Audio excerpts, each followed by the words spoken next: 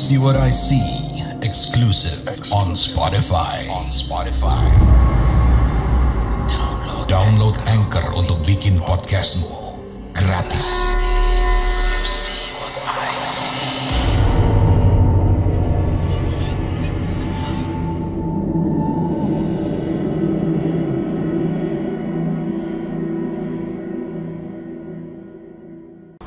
Assalamualaikum warahmatullahi wabarakatuh. Halo warga desa Skaudi, balik lagi di Mencekam, menceritakan email kamu.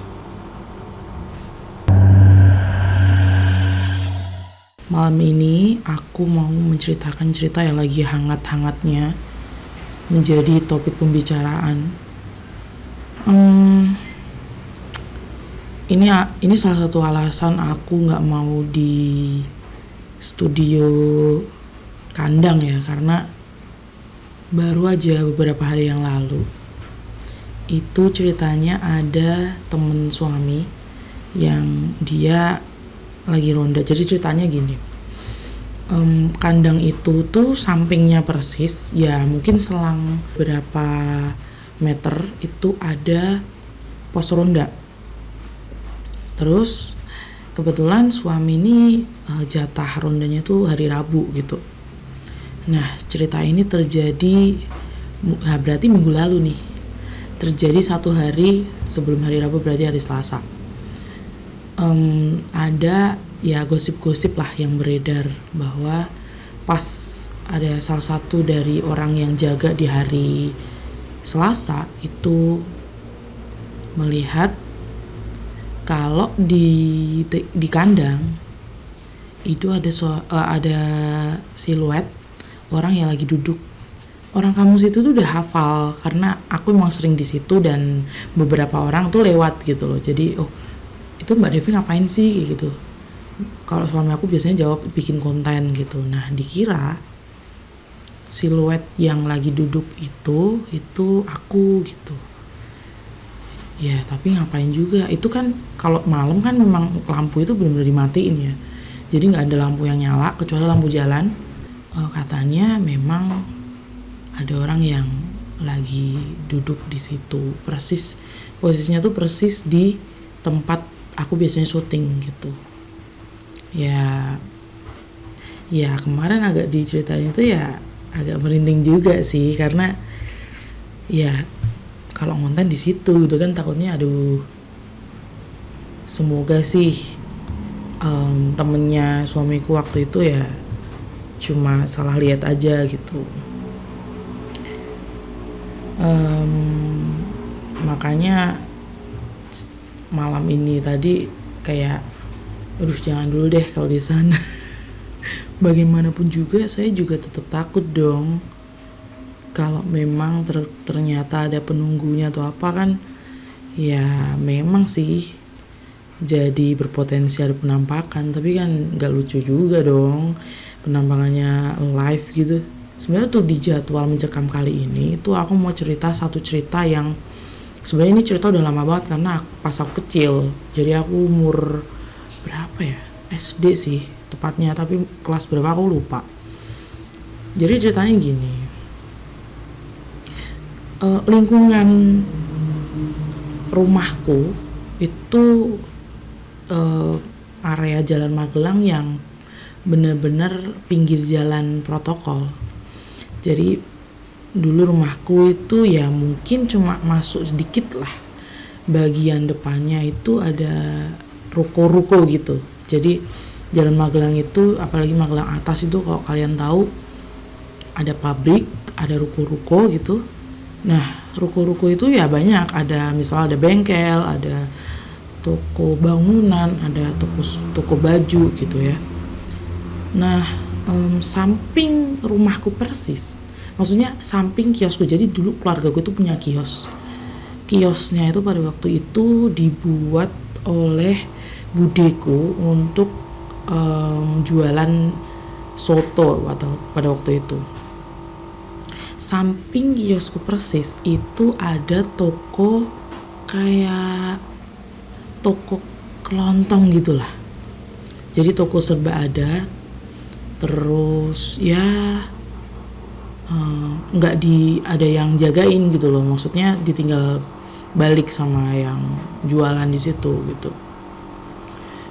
Ada satu temanku, ini sebut aja namanya siapa ya, disebut aja namanya itu Adit. Nah, pasti teman-teman kalau sekolah punya temen yang namanya Adit kan.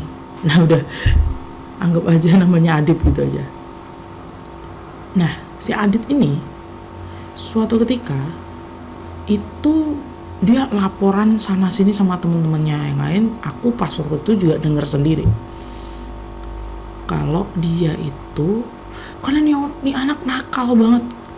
Dia pada waktu itu dia itu ingin merencanakan sebuah rencana yang nakal banget. Rumah dia itu kan di kampung ya, maksudnya bukan yang di pinggir jalan kayak rumahku. Dia itu rumahnya agak masuk gitu lah, agak tengah-tengah kampung lah. Dia ngomong sama temen-temennya, pada waktu itu aku juga dengar kalau dia merencanakan pengen nyuri uang salah satu di kios itu. Jadi kiosnya kan banyak berderet gitu ya. Nah banyak banget di kios itu yang memang nggak ditinggalin gitu loh. Jadi kalau malam ya tutup. Terus ya respon aku waktu itu ya aduh wajar lah, anak nakal banget gitu, ini pasti cuma bercanda, dia nggak bakal berani gitu. Terus teman-teman yang lain itu kan dia ceritanya mau ngajakin gitu loh, yuk di sana ini loh uangnya ditinggal, nggak ada yang nungguin gitu kan, lumayan bisa buat beli jajan gitu katanya. Aduh, anak SD udah kepikiran mau nyuri itu kan, aduh kebangetan banget kan.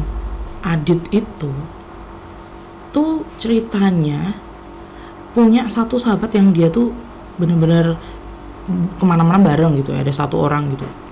Nah itu kayak takut gitu sama Adit, jadi dia mau nggak mau ikut gitu loh, ikut nungguin dia lagi melancarkan aksinya lah gitu ceritanya.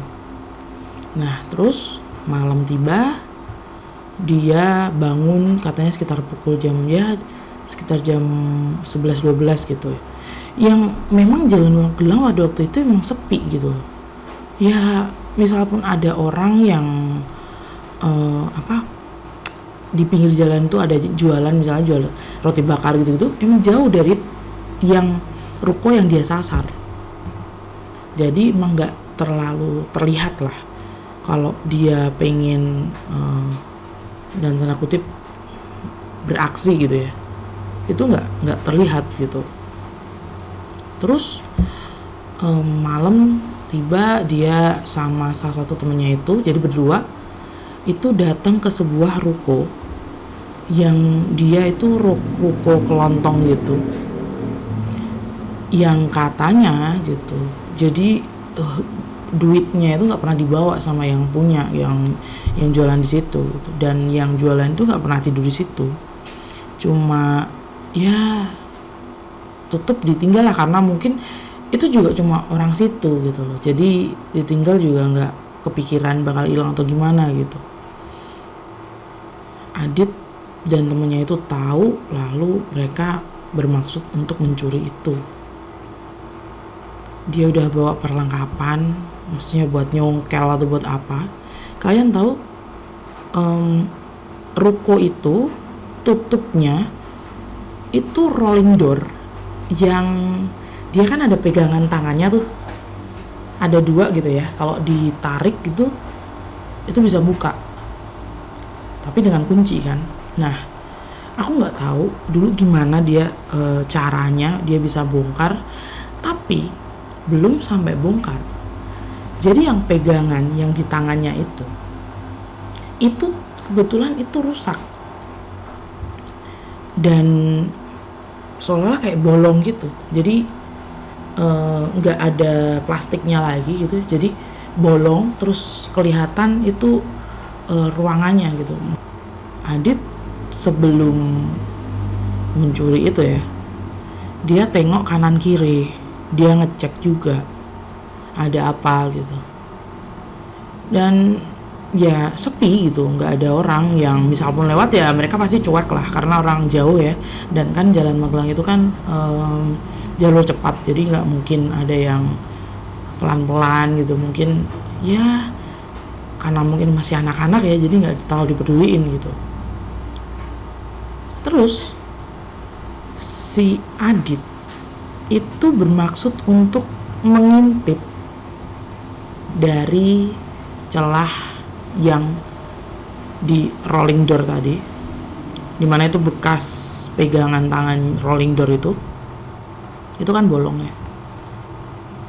Dia ngintip di situ, memang bener-bener nggak ada orang, gelap gitu. Mungkin terlihat juga cuma gantolan-gantolan apa yang ya di kelontong-kelontong lah, makanan-makanan ringan gitu ya. Dia cuma lihat itu, terus dia bilang aman gitu. Oke, aman, nggak ada orang beneran gitu. Pas mau dicongkel, dari lubang celah rolling door itu tadi, dia tuh lihat sekelebat putih, set gitu, dari dalam ya, set gitu, kayak lewat gitu. Kaget, maksudnya dikirain tuh orang gitu. Temennya udah siap-siap mau nyongkel, dia bilang, bentar, ini aku pastiin lagi, karena tadi aku lihat ada sekelebat, siapa tahu yang punya kebetulan tidur di situ gitu. Pas Adit mau ngintip lewat celah rolling door tadi, dia melihat, kan dia ngintip gini kan, tiba-tiba di depan mata dia persis, dia melihat sepasang mata. Merinding aku. Jadi matanya itu, jadi Adit ngintip, matanya itu juga ngintip, dan matanya itu katanya merah kayak orang kelilipan gitu loh. Gak tahu itu siapa, tapi wujudnya, mukanya nggak kelihatan, mukanya katanya hitam, yang kelihatan cuma matanya aja merah. Dulu sumpah merinding banget. Dan yang detailnya yang dia ceritain tuh matanya merah gitu kan, merahnya tuh bukan merah menyala ya, bukan matanya tuh merah semua gitu, bukan, tapi bener-bener ada putihnya, ada hitamnya, dan ada yang, tapi di bagian putihnya itu tuh katanya berwarna merah kayak gurat-gurat gitu loh, gurat-gurat merah, dan kayak orang kelilipan gitu. Itu bisa dibilang ini tuh dulu legend banget cerita ini. Jadi Adit begitu dia ketemu sama sosok itu, ya nggak tahu itu wujudnya kayak apa, yang jelas dia lihat mata aja gitu. Itu dia cerita ke semua orang dan dia kapok gitu. Ya namanya juga niat buruk ya, ya pasti kena ininya lah, kena apa ya, kena batunya gitu loh. Dia cerita ke temen-temen, banyak banget yang diceritain, udah heboh banget sesekolahan heboh banget. Ya cukup mengerikan sih, karena waktu SD gitu cerita horor itu waktu itu ya, itu kayak ya serem banget gitu, karena mungkin kita dari kecil terbiasa ditakut-takutin gitu, terbiasa untuk dikasih pemahaman horor yang sampai segitunya. Itu mungkin juga untuk menjaga kita ya. Ya itu sih yang bikin, waduh, ya itu cukup heboh pada waktu itu. Aku sampai lupa mau cerita ini ya, karena ya udah terlalu lama gitu loh, udah terlalu lama. Terus kemarin ketemu sama Adit yang udah gede, terus cerita lagi. Ada cerita, kan sebagai konten kreator horor ya, setiap ketemu orang pasti aku tanyain gitu, punya cerita horor gak? Terus dia bilang, lah kan aku punya tuh dulu pas SD, kan itu heboh banget. Oh iya inget gitu. Jadi ya akhirnya kalau punya pengalaman yang pas waktu melancarkan niat buruk, tiba-tiba ada lihat apa atau denger apa gitu, komen di bawah aja biar seru. Sebenarnya ceritanya segitu aja sih, tapi kali ini ceritanya ada dua. Kalau yang tentang wujud siluet di kandang itu memangnya ceritanya gitu aja gitu. Jadi pas lewat kebetulan lihat itu gitu, jadi ya cuma gitu doang gitu, nggak ada premis yang panjang atau gimana, itu enggak. Oke, segitu aja. Semoga bisa nemenin Jumat kalian ya. Kalau malam Jumat itu saya jatahnya take video, jadi ini Jumat bakal diupload. Semoga bisa nemenin weekend kalian, karena weekend kita libur. Oke, segitu aja. Terima kasih sudah selalu mendengarkan Dwi Suwotaisi di Spotify maupun di YouTube. Dan jangan lupa tetap dengerin Spotify Dwi Suwotaisi, karena ada 5 cerita dalam 1 minggu. Itu ceritanya eksklusif hanya di Spotify. Oke, terima kasih. Maafkan kalau ada kata-kata yang kurang berkenan. Assalamualaikum warahmatullahi wabarakatuh. Dadah. Kamu punya pengalaman horor? Kirim ceritamu ke podcast.ceritahoror@gmail.com.